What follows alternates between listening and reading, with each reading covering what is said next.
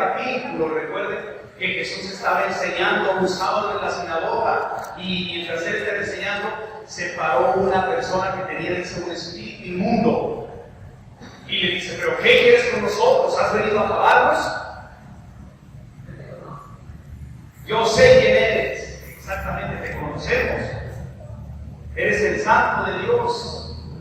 ¿Sí?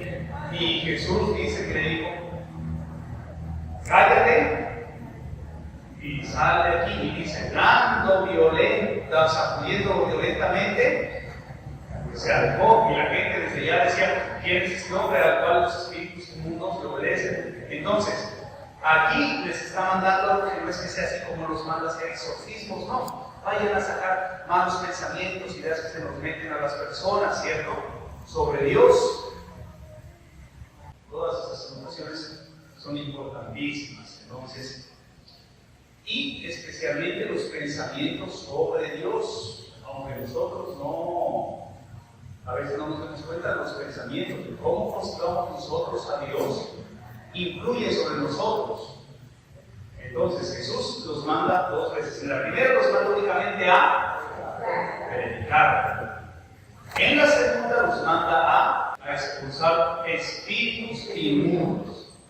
Espíritus inmundos. Ya vamos a ver acá más adelante los demonios. Yo les decía que el libro de Marcos se divide en dos partes, ¿cierto? Esta es una división así grande solamente para identificarnos. ¿Qué es lo que hay entre ese Marcos 29, 27, 30? Busquen en la Biblia. Yo les pregunto porque eso les refresca la memoria. ¿Sí? ¿Qué pasa entre 27 y 30? Pedro proclama su fe. El Evangelio está dividido en dos partes. La primera va desde el capítulo 1 hasta el 8:30. Y allí está, Pedro empieza a descubrir ya quién es el Señor.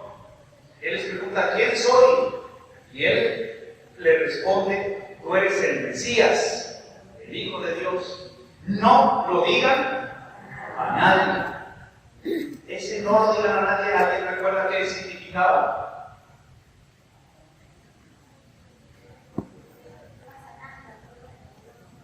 Sí, pero ¿por qué les ordenaba que no lo dijeran a nadie?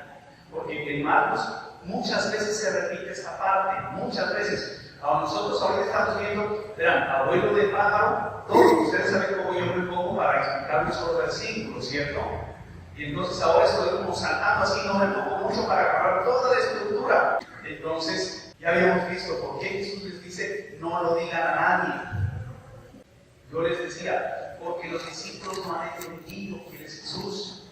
Cuando ellos dicen, eres el Hijo de Dios, sí, pero no lo digan a nadie, porque ellos esperaban a un Hijo de Dios. Yo les decía, potente, vengativo, sanguinario, un asesino, un revolucionario, un libertador justamente.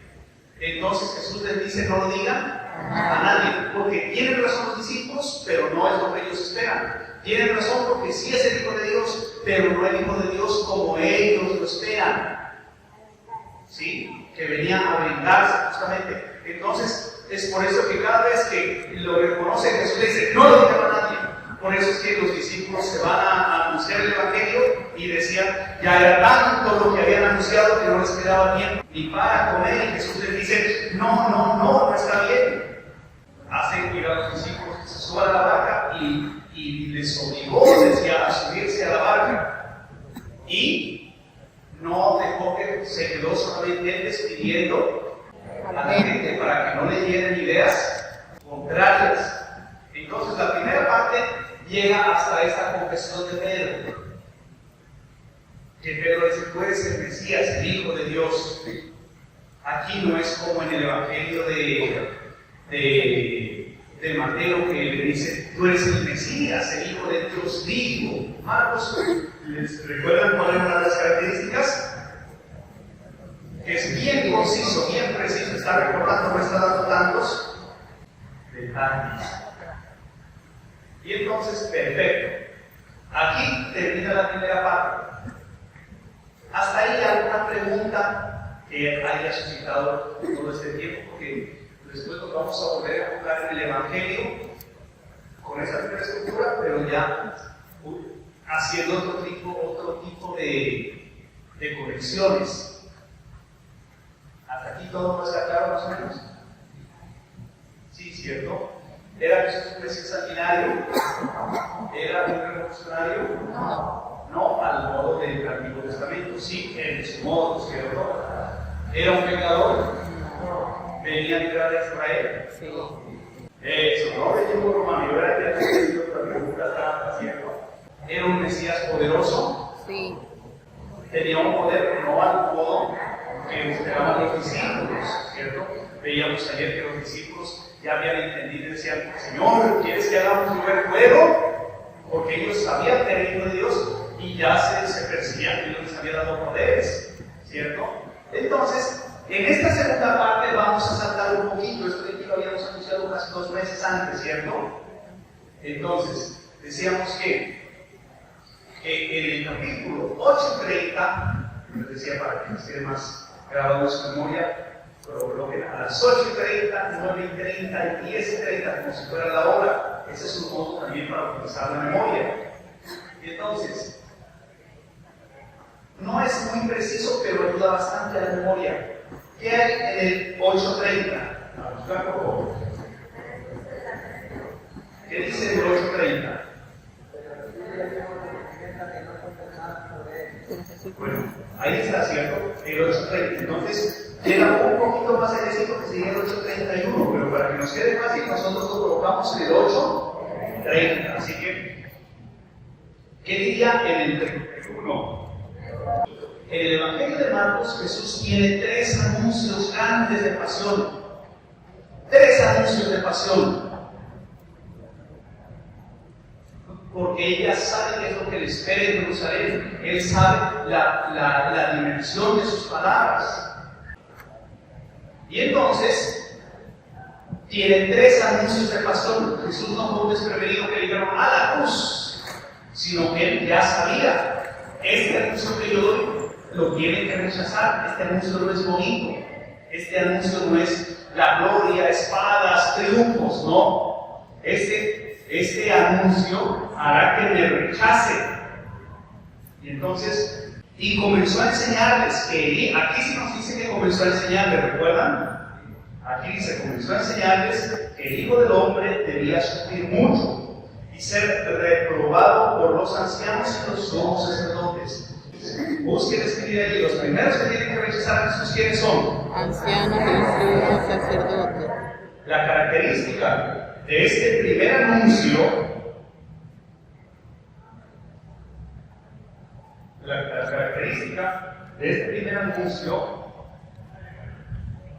son ancianos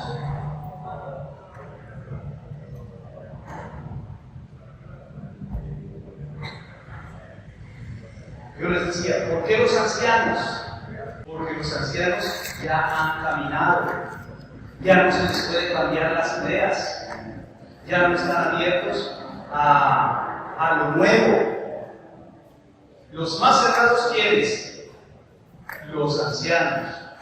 Después de los ancianos, los más cerrados, ¿quiénes? Los sacerdotes. Los sacerdotes no cambian de idea o no cambiamos de idea. ¿Por qué? Porque nosotros nos creemos los que tenemos la verdad, la razón, los que tenemos la verdad más que la razón. Entonces Jesús les dice, miren, que a mí me van a rechazar, los primeros que me van a rechazar son los ancianos y los sacerdotes. Y los escribas, también dice que lo van a rechazar, ¿quiénes? Los escribas.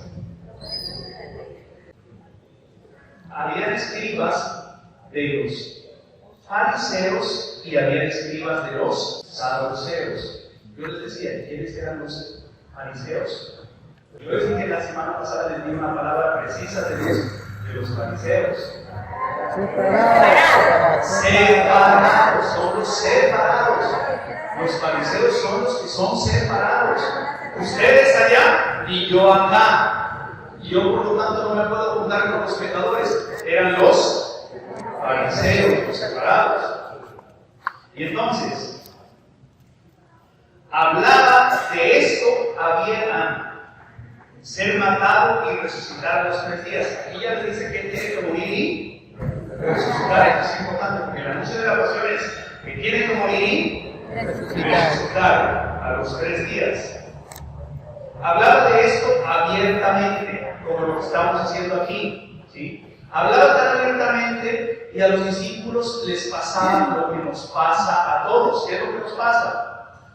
Que nos distraemos fácilmente. ¿Por qué? Porque cada uno está pensando en sus cosas, en la idea, en las ideas que uno tiene. Entonces, mientras sucedía esto, dice, tomándole aparte, Pedro se puso a reprenderlo.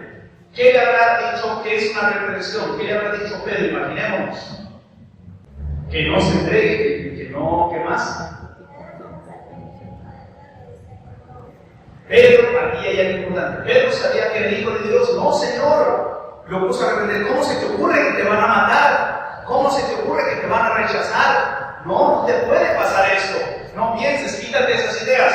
Y lo primero que Jesús le dice es: apártate de mí, Satanás. Quítate de mi vista, Satanás, porque tus pensamientos no son los de Dios, sino de los hombres. Y entonces, colóquenle ahí este primer anuncio tiene algunos personajes: Jesús, ancianos, sacerdotes, escribas, todos los discípulos, pero Pedro ya toma la potestad. Él siempre andaba adelante, como yo les decía siempre en las homilías, que es como atolondrado, que es el que más sabe, el que toma la iniciativa, ¿cierto?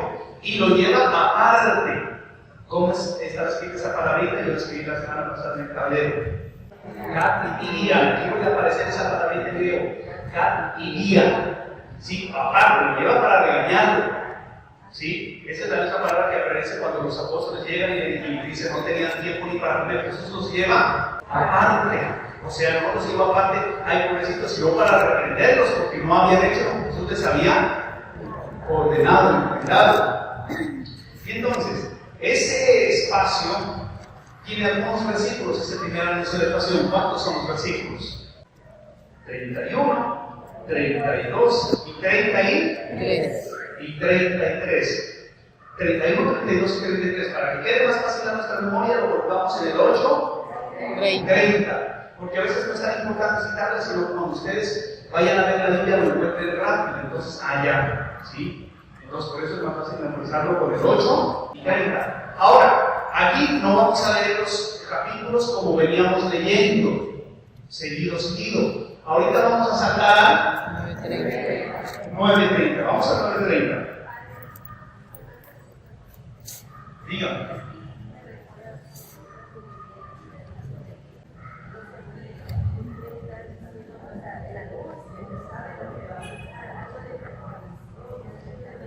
Entonces, esto es preciso y útil la pregunta, ¿sí? Porque yo les he dicho que si Jesús, Dios ya sabe lo que vamos a hacer. Y les he dicho que no. Pero uno cuando se comporta de cierto modo, porque sea Jesús, ya sabe más o menos, intuye, empieza a intuir que uno se vuelve incómodo, que uno no es bien aceptado. Y entonces Jesús aquí ya sabe que ese mensaje es incómodo. Por lo tanto, dice, si ellos esperan a un Dios que castiga y yo vengo a decirles que Dios es amor, ¿me aceptarán los ancianos? Si los sacerdotes enseñan que para perdonar los pecados, y ya veremos en el capítulo 10, si los sacerdotes enseñan que para perdonar los pecados es necesario matar un animal, y yo les digo que Dios nos perdonará, ¿me aceptarán los sacerdotes? No. ¿Sí? Si los escribas enseñan lo que hay que hacer, leyes, y yo enseño que son libres, que amen, que hagan, que vayan, que Dios los ama, hagan lo que hagan, ¿me van a aceptar? No. Entonces aquí no hay premonición, sino simplemente la lógica del mensaje. Es como si yo enseñara a que hay que desobedecer a la policía o a los médicos. ¿Sí? Entonces automáticamente uno ya sabe más o menos qué es lo que espera, no por premonición, sino por lógica, porque Jesús está bien consciente de lo que está enseñando, que contrasta con todo. ¿Sí? Así, cuando hay alguna pregunta, por favor,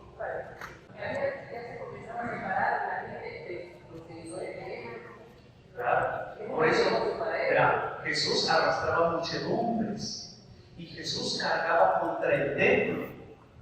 Ya Dios no está en las sinagogas.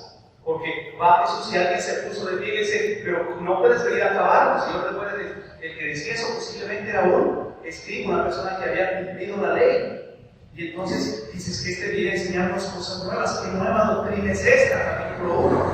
Porque no enseña como los escribas. Y entonces los escribas se quedaban sin gente. Sin gente. Si apareciera una persona si una persona quiere abrirse una iglesia, les doy un consejo: si alguien necesita dinero, vaya y diga, no hay que ir a la comunión, no hay que confesarse, Dios nos ama. Tiene a bastante gente, rápido. ¿Sí? Es facilito. ¿Sí? Entonces, así mismo es, así que la gente comienza a irse. ¿Sí? Y lo más fácil que es, sacarle plata a la gente. ¿Por qué? Porque si le digo, vea, ¿quieren ser ciegos? No, pues una limosna grande. Entre más grande la limosna, pues es más fácil sacarle una buena cantidad que comprometerme en lo que yo hago, en lo que yo vivo.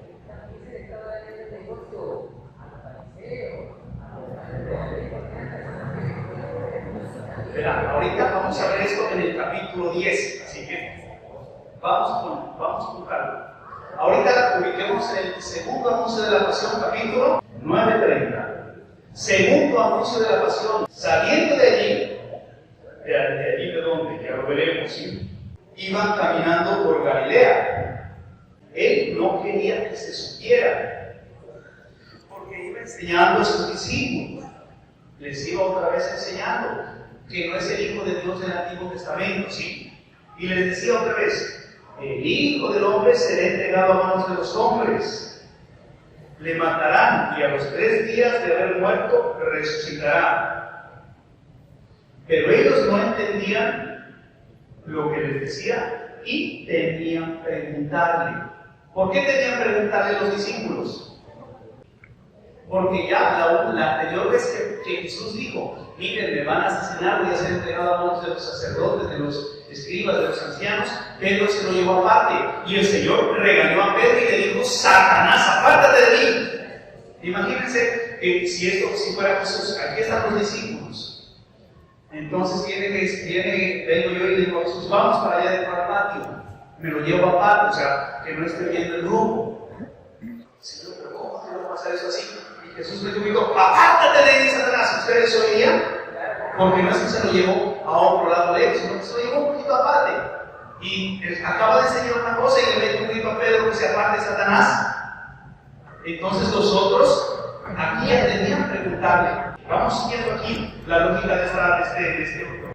Llegaron a Capernaum y una vez les preguntaron, ¿de qué discutían por el camino? Ellos callaron. Pues por el camino habían discutido entre sí quién era el mayor. Jesús les estaba hablando de que tenían que ser traicionados y ellos venían discutiendo de qué. ¿Quién era el mayor? El mayor de los apóstoles o el mejor, ¿sí? Entonces se sentó, llamó a los 12 y les dijo, si uno quiere ser el primero, sea el último de todos y sea el servidor de todos. Y tomando un niño lo puso en medio de ellos, le estrechó entre sus brazos y les dijo, el que reciba a un niño como este en mi nombre, a mí me recibe, y el que me reciba a mí, no me recibe a mí, sino a aquel que me ha enviado. Aquí ya los salté, ellos al inicio están pensando en poder. Pedro le dice, no, pues este es el Hijo de Dios, estamos hechos todos. Y en la segunda, Jesús les vuelve a anunciar algo importante, que están ellos idos, distraídos, pensando quién es el mayor, ¿cómo diría? ¿Qué diría Pedro? No, a mí me llamo primero.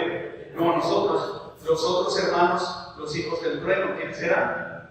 Santiago y Juan. No, los primeros somos nosotros, los otros discípulos. No, yo por tal cosa, el mejor soy yo.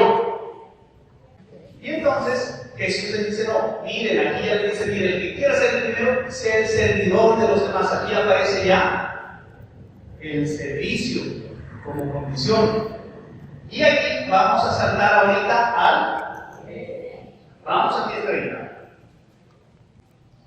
No está en el 30 precisamente, está en el en el 32. 32. Pero para que le quede fácil a nuestra memoria, les coloco 38, 39, 20, 10, 30, ¿sí? Tercer anuncio de pasión. Iban de camino subiendo a Jerusalén. ¿Se acuerdan lo que les decía yo ayer sobre Jerusalén? ¿Por qué dirá subiendo a Jerusalén? Este es un detalle, les doy un detalle para el Evangelio dentro de 15 días. Ayer ya estaba preparando el Evangelio para dentro de 15 días, ¿sí? Porque lo preparo con 15 días de anticipación. Y entonces, entre Galilea y Jerusalén hay 27 kilómetros y hay dura que varía de 1000 metros.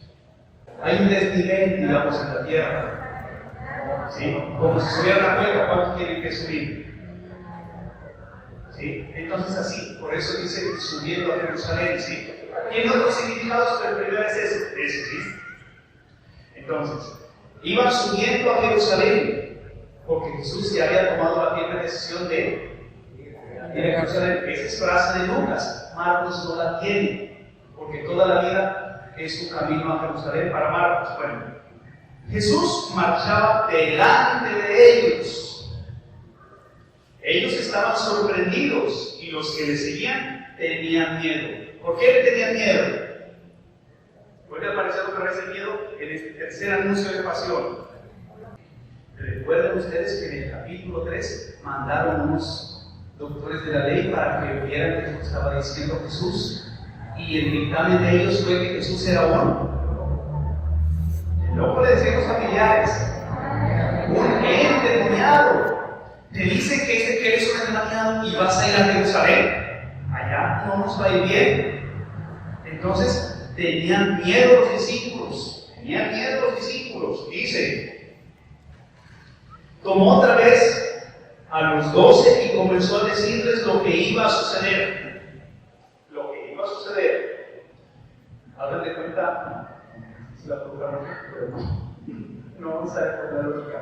Que si yo un día me fuera, no sé, llegar a borracho y yo les digo, mire, cuando yo llegue, el padre me va a regañar. Obvio, lógico, ¿cierto? Entonces no hay que ser adivino para saber lo que a uno le va a pasar, ¿cierto? Entonces ya. Tomó otra vez la palabra y comenzó a decirles lo que va a suceder. Aquí es la lógica que emplea Jesús. Miren, que subimos a Jerusalén.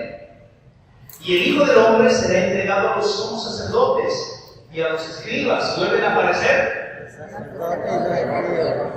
Lo condenarán a muerte y lo entregarán a los gentiles. ¿Sí? Los gentiles son los que no creen. Y se burlarán de él, le escupirán, le azotarán y le matarán. Y a los 3 días resucitará. A los 3 días resucitará. Jesús ya sabe de la resurrección. Eso lo veremos un poco mejor cuando nos saltemos un poquito del Evangelio de San Juan. ¿Sí?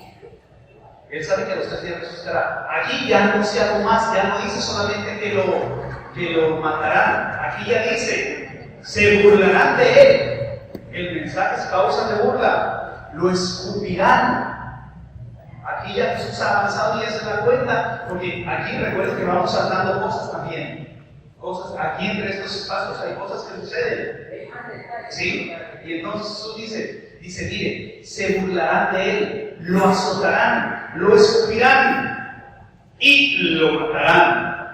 Aquí ya apunta más en los detalles. ¿Por qué? Porque ya es evidente. En estos capítulos ya han sucedido algunas cosas. Dice, se acercan a él Santiago y Juan, los hijos de Zebedeo.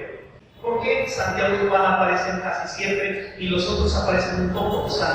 Tomás aparece en la resurrección, Felipe antes de la resurrección, Judas cuando lo traiciona. Si yo les pregunto, a ver, Pedro, Santiago, Juan, Felipe, Tomás, complétenme los nombres de los otros 7 apóstoles de Pablo.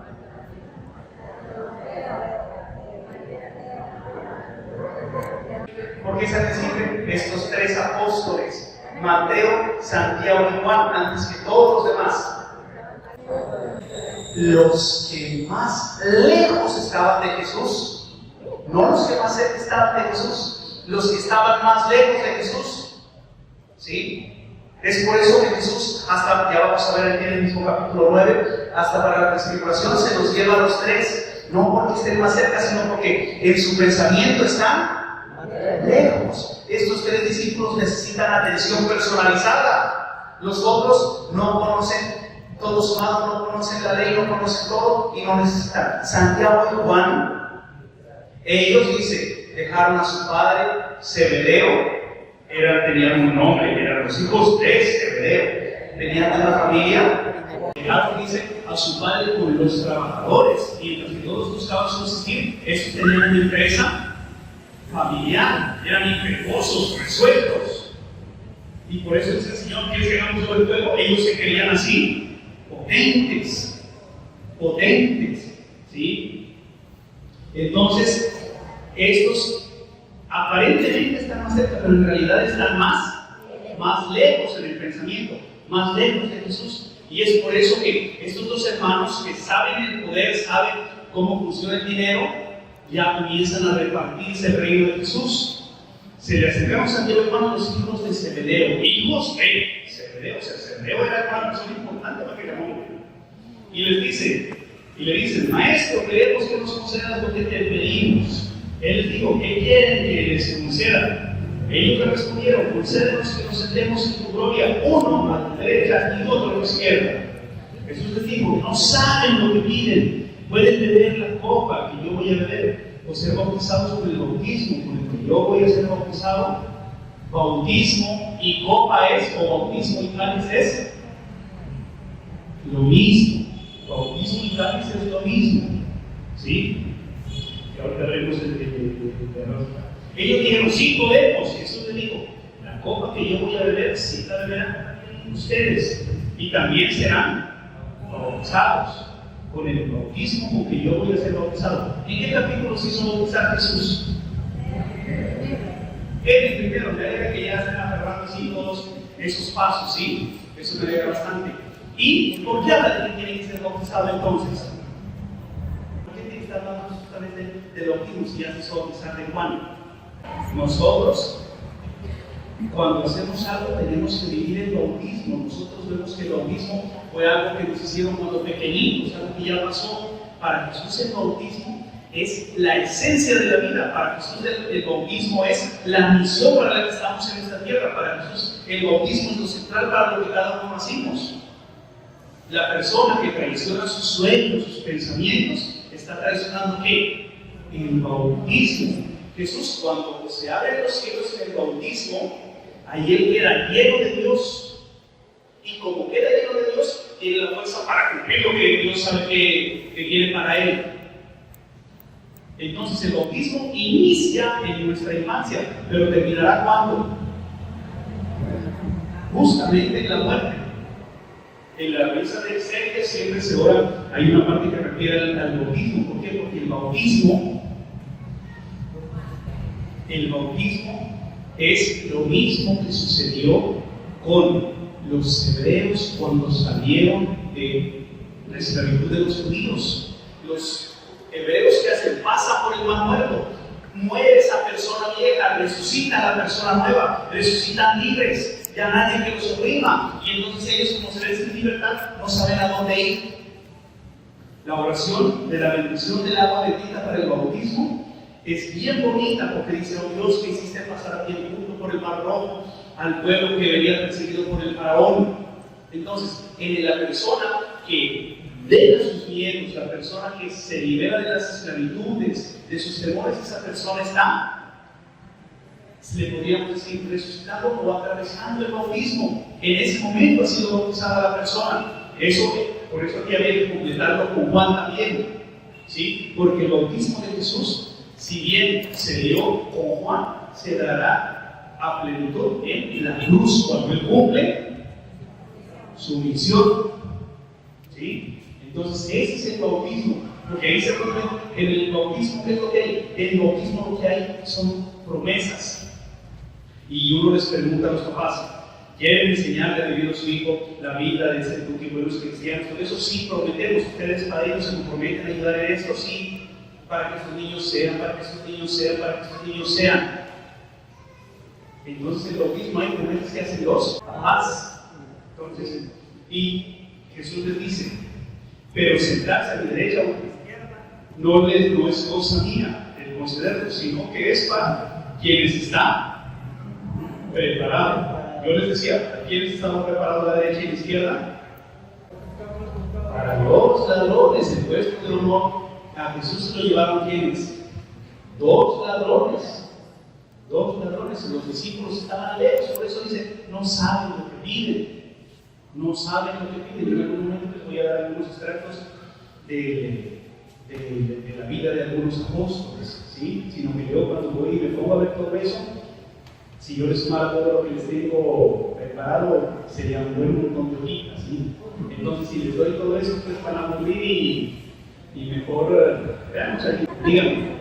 Es lo mismo lo que hizo la mamá de los dos de la apóstol, porque la mamá también defendió. Entonces, vean. En el Evangelio de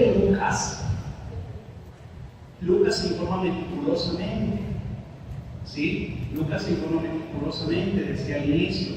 Y entonces, Lucas tiene algunos detalles que no los tiene Marcos. Acá seguramente Marcos pensó, pero ¿para qué es la mamá la que andaba haciendo eso? Acá reía de corta. ¿Quién sería él o la mamá? ¿Quiénes serían los que le pidieron a Jesús? En el Evangelio, durante 1800 años, hubo muchos debates, porque decían, no es lógico, pero ¿quién es? Por ejemplo, tomando este pasaje, ¿quién es? ¿Y cuál es la verdad? ¿Fueron ellos o fue la mamá?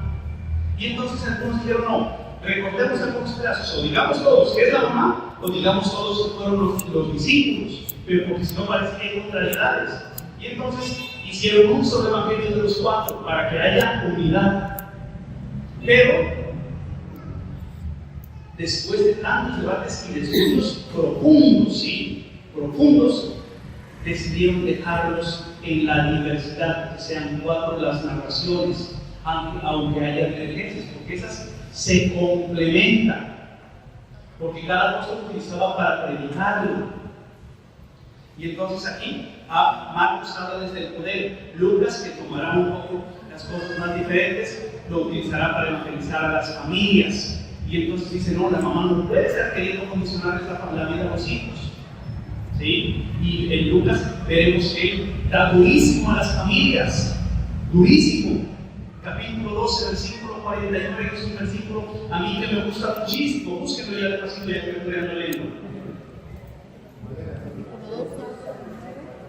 Yo busco dejar de leer la lengua porque si no nos desviamos. Vale. Lucas 12:49. Lucas está después de Marcos. Y así despacito ejercito mi memoria también.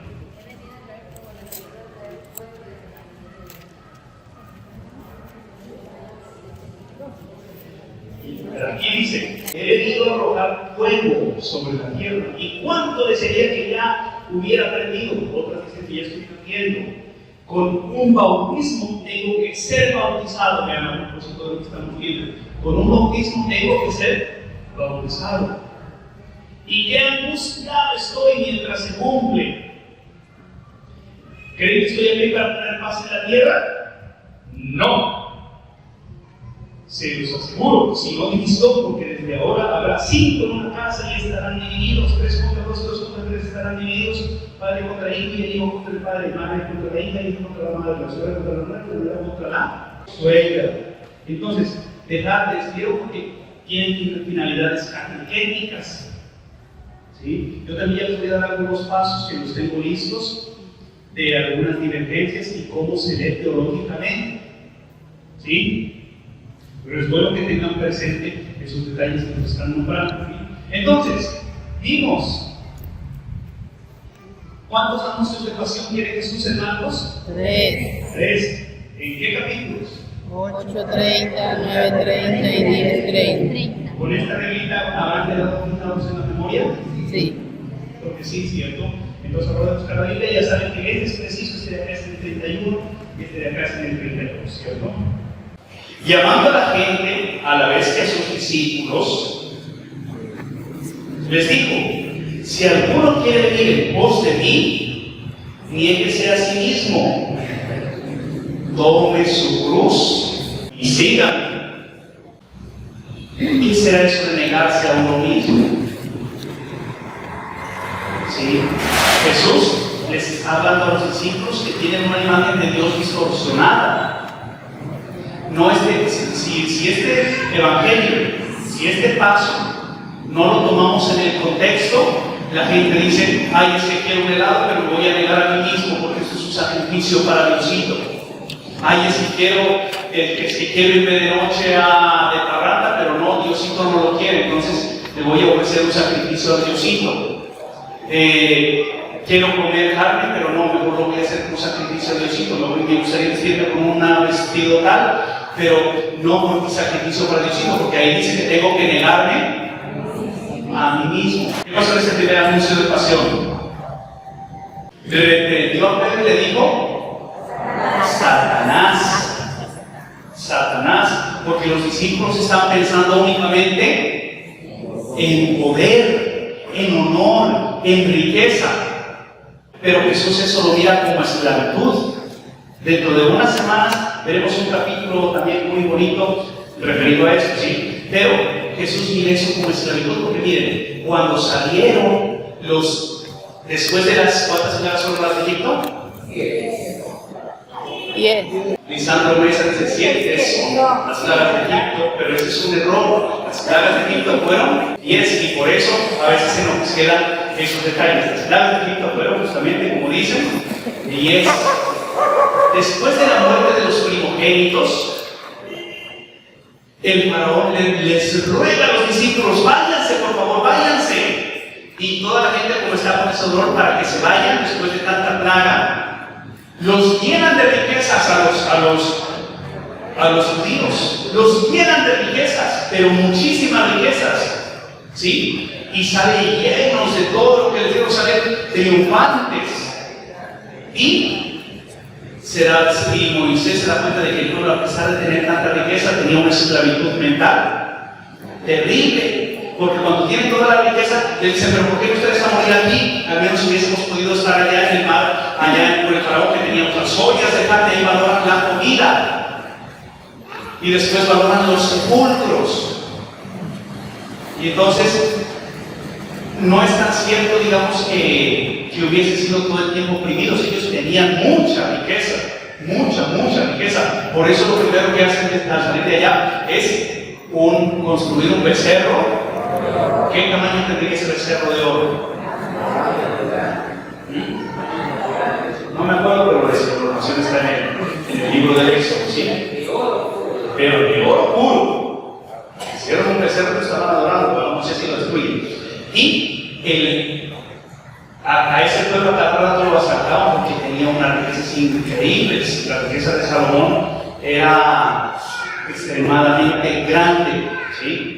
Entonces, bueno, negarse a sí mismo es abandonar esas ideas que tienen de poder, porque la persona que busca el poder lo que quiere es únicamente aplastar a los demás. No busquen tanto poder, que eso no les va a servir. Lo que hace es esclavizarlos, ¿sí? Y entonces Jesús quiere personas libres. Y aparece otra palabra para de negarse a sí mismo, que es: tome su cruz y sígame. Y en esto voy a hacer énfasis. ¿Para qué? Para que ustedes que vienen a estos encuentros los recuerden. Cruz. ¿Qué es la cruz? Árbol de salvación, instrumento de vida. ¿Qué más?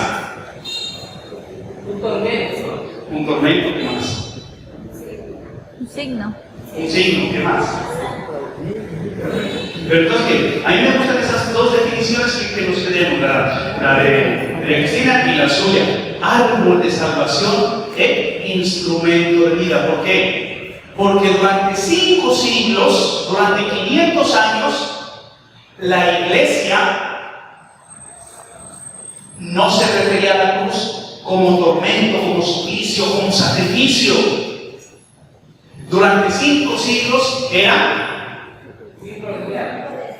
instrumento de vida y árbol de salvación. Instrumento de vida y árbol de salvación. Y entonces la gente, cuando pensaba en la cruz, decía: es que yo tengo que ser crucificado a mis vicios para resucitar. Entonces la cruz la miraba como un ejercicio de crecimiento. Después del 5.º siglo, porque todo esto depende de cómo estudien, de algunas oleadas de pensamiento, había caído el Imperio Romano. Dice: no, la cruz es sacrificio. ¿Por qué? Porque murió Cristo. Empieza lo que se conoce como medioevo, el medioevo, ¿sí? Con la caída del Imperio Romano empieza el medioevo. Entonces las enfermedades, la cruz, una mujer cantalentosa, cruz, un marido violento, cruz, y a todo lo negativo se le llamaba cruz. Para Jesús eso no es la cruz.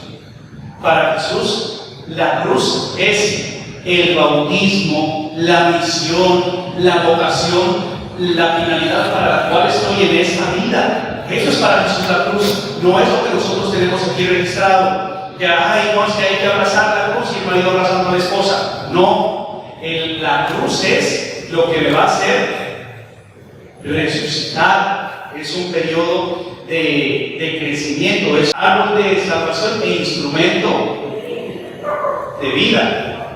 Esa es la cruz. Entonces, cuando se dice abrazar la cruz, ¿qué es? Abrazar mi identidad, abrazar el porqué de la vida.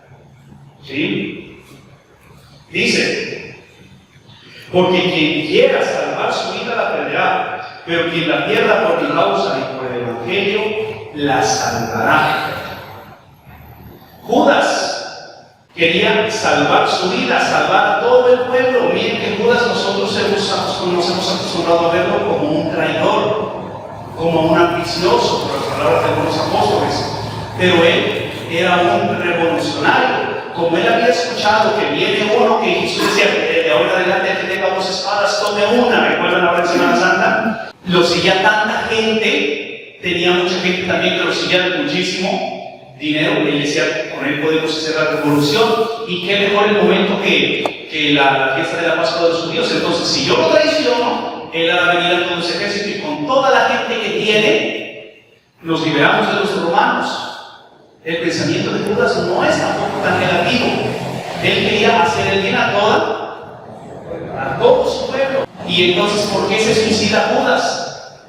Porque esas ideas de liberación del pueblo no se dan. Cuando Jesús se deja capturar, qué tristeza. Aquel en el que yo había puesto todas mis esperanzas, ¿no? Si ya no nos salva, ¿quién nos salva? Nadie. Y tras de eso lo traiciona y es inocente. Entonces la única solución que haya es el suicidio. Entonces, quería salvar su vida y las otras vidas, pero no en el modo de Jesús. ¿Sí? Y el que quiera y el que la pierda por el Evangelio, esa buena nueva, ese anuncio, ese enseñar a vivir a las personas, ese la salvará.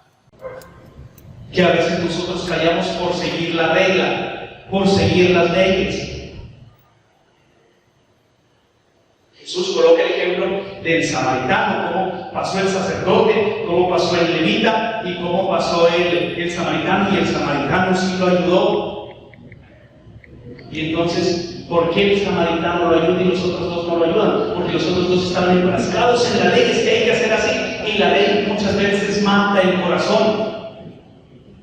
La ley mata el corazón. Si yo dijera, el lunes lo utilizo literalmente para descansar. El lunes yo no hago nada, pero es el único día mejor para hacer lo que estamos haciendo. ¿Qué otro día se podría utilizar? Difícil, ¿cierto? Entonces, ¿qué se trata? Es de insuflar vida. Y ese soplo divino no lo puede contener ni siquiera todo este libro. Y por eso el evangelista San Juan dice: ni todas las cosas que Jesús dijo no alcanzarían los libros del mundo para escribirlas. ¿Sí? Entonces, a eso se refiere con abrazar el Evangelio. No se vayan a imaginar cumplir las reglas tal como las dice el Evangelio, porque el Evangelio, si hay algo que no tiene, es reglas. ¿Sí? Y hasta ahorita, ¿qué reglas hemos visto del Evangelio de San Marcos, por ejemplo? No aparece ninguna regla. En este capítulo 9 veremos algo que yo expliqué ese Evangelio el año pasado.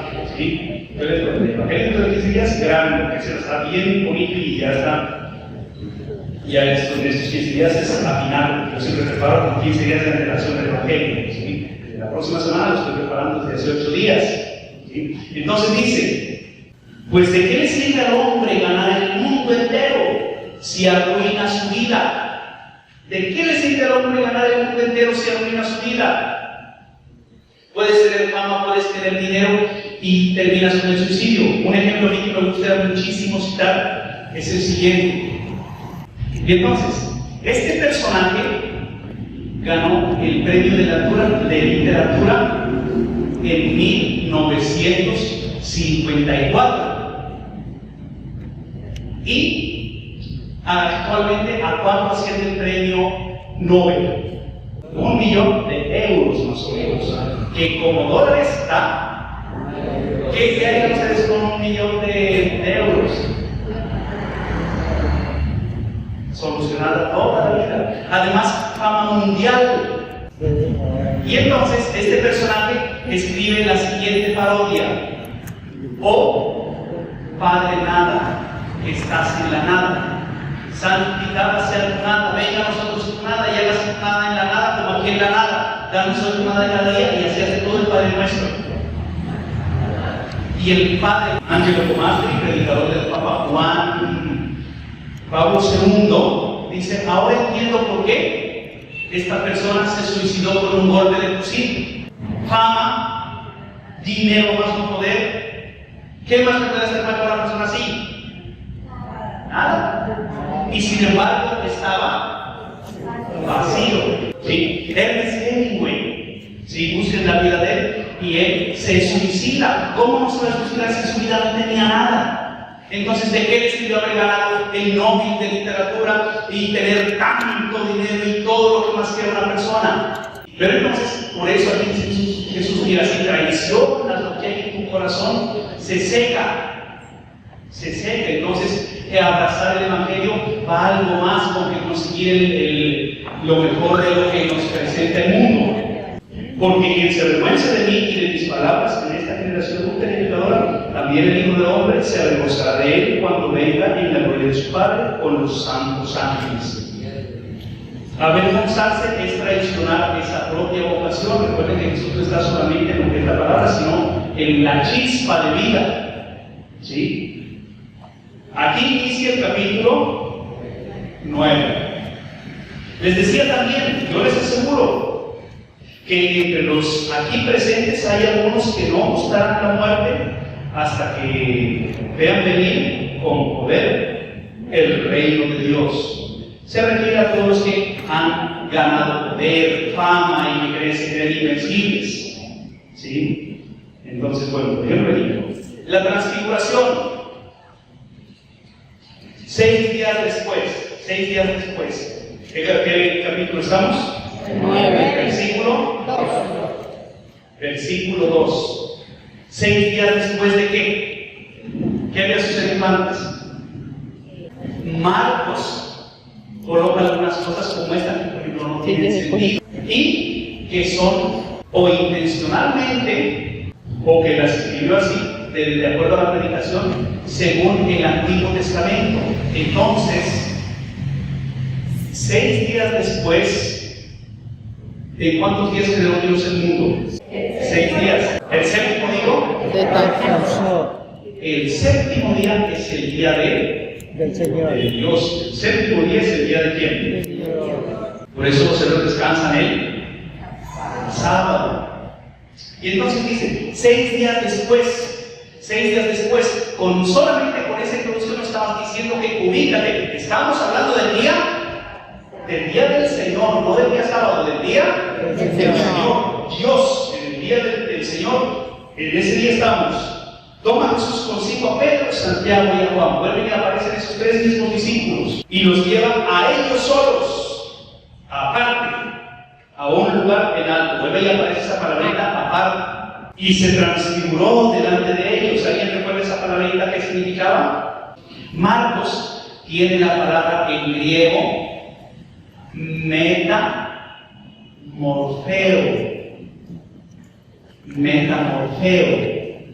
Metamorfeo, ¿a qué le suena? Metamorfosis. A metamorfosis. ¿Qué es la metamorfosis? La transformación. Entonces, el Evangelio debía traducir esa palabra como metamorfosis. ¿Por qué no la traduce como metamorfosis sino como transfiguración? Porque en nuestra cultura la metamorfosis se refiere a ¿qué? A algunos animales, ¿sí? Y entonces, que yo les había enseñado que el año pasado que yo les dije que la metamorfosis se da en algunos animales, que vieron algún documental y les nombré algunos animales, ¿se acuerdan? A ver, ¿qué animales? Los anfibios, la mariposa. Y entonces hay muchos animales que viven bajo la tierra. Viven bajo la tierra, algunos gusanos. Y de debajo de la tierra salen para convertirse en animales voladores. Muchos otros animales que viven en el agua tienen la metamorfosis para salir al aire, a la superficie. Muchos que viven en la tierra lo hacen para vivir en el aire. Y entonces la metamorfosis es justamente un cambio drástico. La metamorfosis de la mariposa, ¿cómo es? De una oruga a una mariposa. ¿Y cómo es la metamorfosis? Sale del capullo. ¿Cómo sale del capullo? Tarea para que la busquen en YouTube. Eso sirve para entender aquí.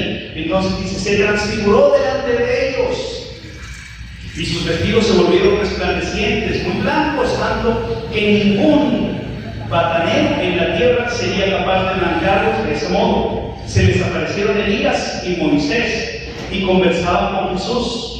Toma la palabra que dice Jesús y dice a Jesús: Maestro, qué bueno es estarnos aquí. Vamos a hacer 3 tiendas, una para ti, otra para Moisés y otra para Elías. Ese ya lo explicamos antes. ¿Alguien recuerda cómo era? Una para ti, otra para Moisés y otra para Elías. Al centro, ¿a quién coloca? A Moisés. ¿Cuál es el personaje más central en el Antiguo Testamento? Moisés. Moisés. Al personaje más importante se lo colocaba en el centro. Y entonces Pedro todavía no ha entendido que el centro ya no es Moisés. El centro es ¿quién? Jesús. El centro es Jesús. Vamos a hacer 3 tiendas, una para ti, otra para Moisés y otra para Elías, que cada un lado Jesús. Pero no sabía qué responder, ya que estaban atemorizados, ya no sabía lo que decía en otras palabras, en otras traducciones. Entonces se formó una nube que les cubrió con su sombra, y vino una voz desde la nube. En el Antiguo Testamento la nube acompañaba la tienda con el arca de la alianza. La nube era la presencia de Dios, y nadie podía estar debajo de la nube, porque aunque pasaba y estaba donde estaba el arca de la alianza, ¿qué sucedía? Moría. Y entonces aquellos están atemorizados. Justamente por eso viene Dios. ¿Para qué? Para que lo adoremos. Señor, hagamos aquí 3 tiendas. Y salió una voz de la nube: no escuchen a Moisés, no escuchen a Elías. Este es mi hijo amado, escúchenle. No escuchen a Moisés, no escuchen a Elías. Yo ayer les decía que hizo Elías. Calcinó a 100 personas, a más de 100 personas, con una sola palabra, con un solo chasquido de dedos. ¿Sí? Y entonces aparecen conversando con Jesús, y después ya veremos lo que pasó. Y Jesús dice: no escuchen a Moisés, no piensen en Moisés, no piensen en Elías. Este es mi hijo, el amado, escúchenle. Y de pronto, mirando alrededor, ya no vieron a nadie más que a Jesús solo con ellos. Desaparece Moisés y desaparece Elías. Cae la ilusión nuevamente.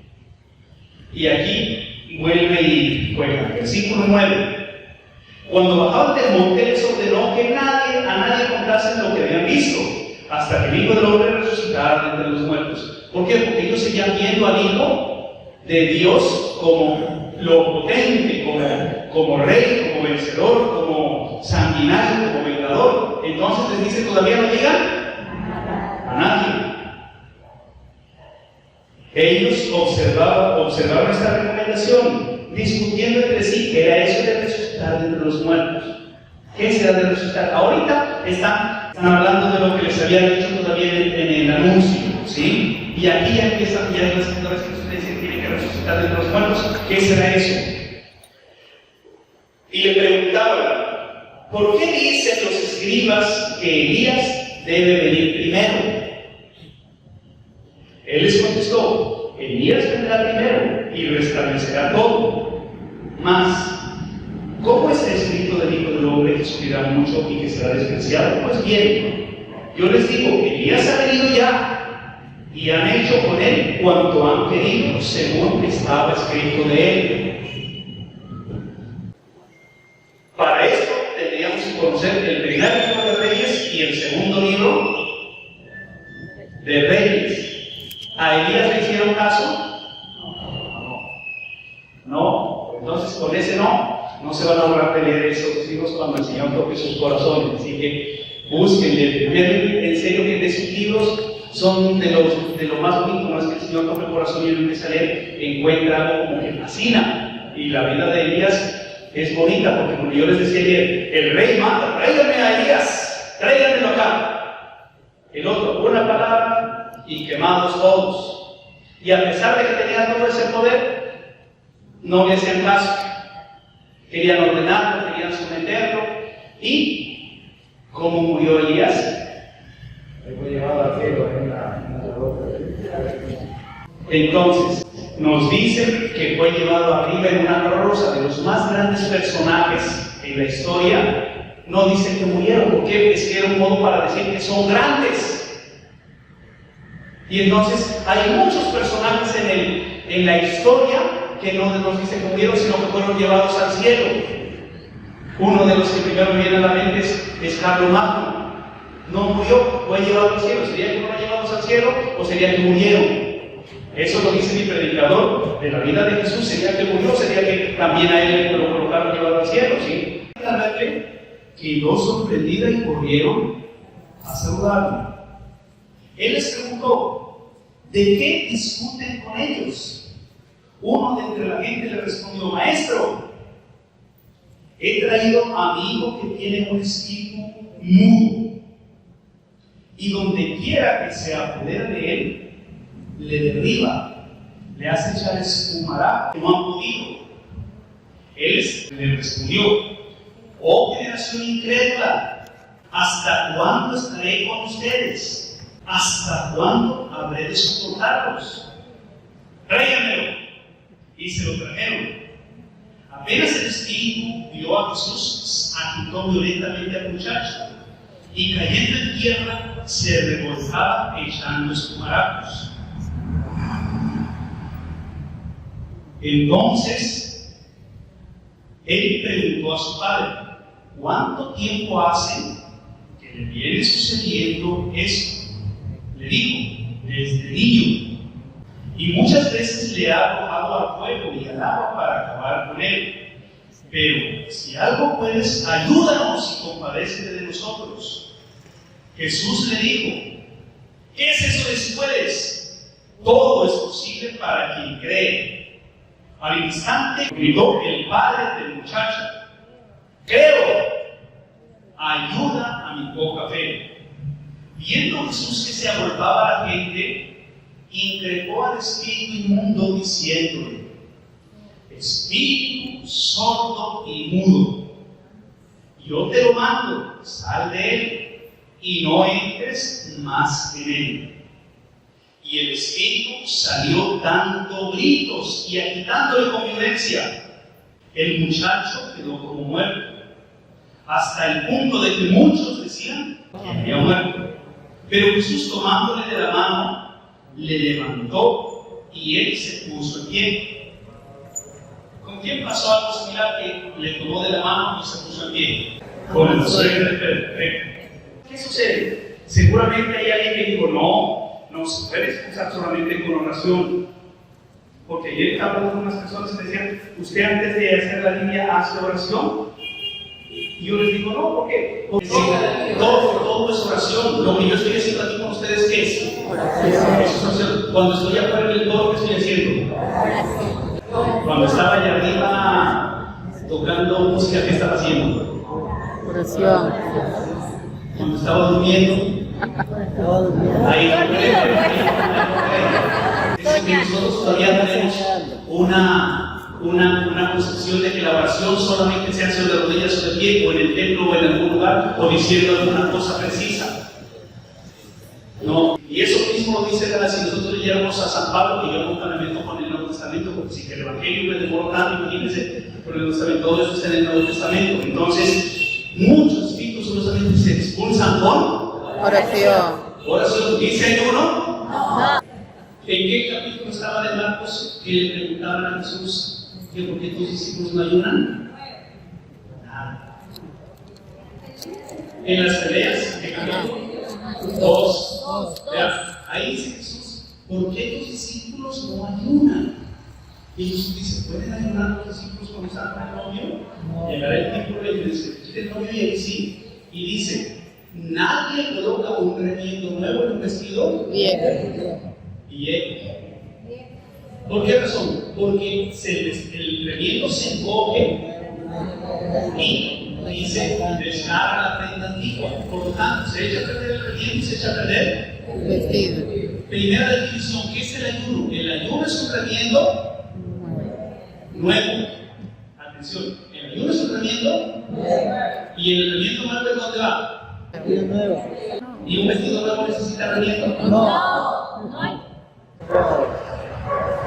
¿Qué es eso?